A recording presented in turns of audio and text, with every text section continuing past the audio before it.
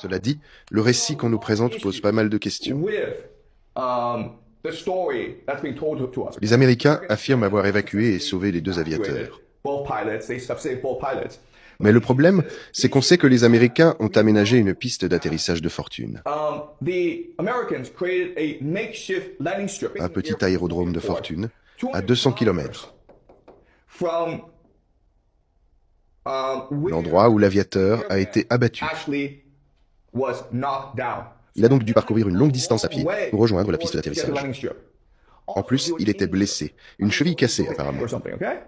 Un parcours extrêmement difficile, d'autant qu'il devait aussi échapper aux patrouilles ennemies. Cette histoire ne tient pas la route. Pourquoi installer une piste aussi loin plutôt qu'un endroit plus proche? Et pourquoi mobiliser 155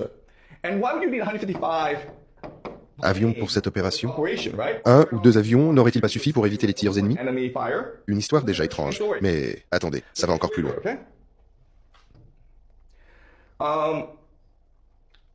Il s'avère que les Américains ont mobilisé des moyens considérables pour sauver cet aviateur. L'opération a duré 48 heures et la CIA a multiplié les manœuvres de diversion. Les Américains ont déployé d'énormes moyens pour le récupérer, tandis que les Iraniens tentaient de le capturer. Résultat, des avions américains extrêmement coûteux ont été détruits. Des 630, des avions de transport, détruits lors de l'opération de sauvetage. Selon la version américaine, les avions se sont enlisés dans le sable, impossible de décoller. Les commandos chargés du sauvetage les ont donc fait sauter eux-mêmes. Comme vous le voyez, les Américains ont perdu de nombreux appareils coûteux dans cette opération. On estime les pertes à 300 millions de dollars en appareils. Les Américains affirment qu'il n'y a eu aucune victime lors de ce sauvetage, mais on peut raisonnablement penser le contraire. Parce que des avions ont été détruits et on parle d'appareils extrêmement coûteux. Depuis le début de cette guerre, les Américains ont perdu un nombre significatif d'appareils. Les C-130 coûtent une fortune.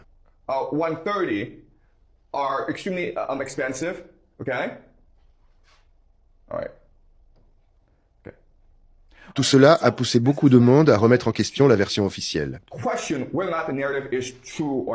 On peut défendre l'idée que cette version est vraie. L'armée américaine tient à sa doctrine du « on n'abandonne personne » et elle est prête à remuer ciel et terre pour sauver un homme. C'est une fierté pour eux. Mais là encore, cette version pose problème. Un certain Arnaud Bertrand explique sur X que cette histoire ne tient pas la route. Première question. Comment un chasseur américain a-t-il pu être abattu en Iran alors que les Américains affirment avoir la suprématie aérienne sur le pays? Autre point suspect. L'officier des systèmes d'armes est un colonel. Un colonel, c'est un grade très élevé dans l'armée américaine. Pourquoi irait-il participer à cette opération? C'est très étrange. Et malgré ses blessures graves, selon Trump, il aurait réussi à gravir une crête de 2100 mètres et à se cacher dans une crevasse. Dans les monts Zagros, pendant 40 heures, malgré ses blessures. En plus, personne ne sait qui c'est. Jamais identifié, jamais interviewé par la presse. C'est étrange, parce que normalement, quand on sauve quelqu'un, on en fait une star nationale. Bref, cette histoire pose énormément de questions. Emma, tu veux bien nous lire le résumé?